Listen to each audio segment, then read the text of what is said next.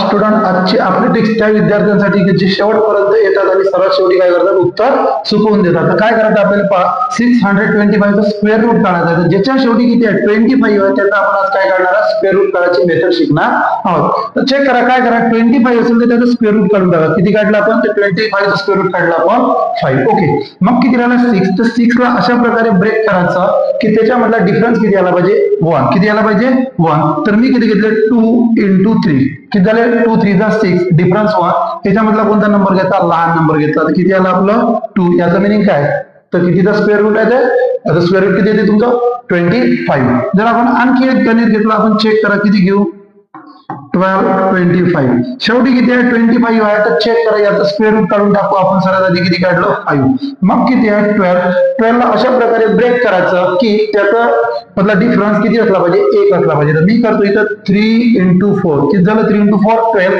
याच्यामधला लहान जो नंबर आहे तो तुम्ही घेऊन घ्या आणि इथे लावून द्या. किती झालं 35 म्हणजेच किती झालं याचं स्क्वेअर रूट किती झालं तुमचं 35. थँक्यू.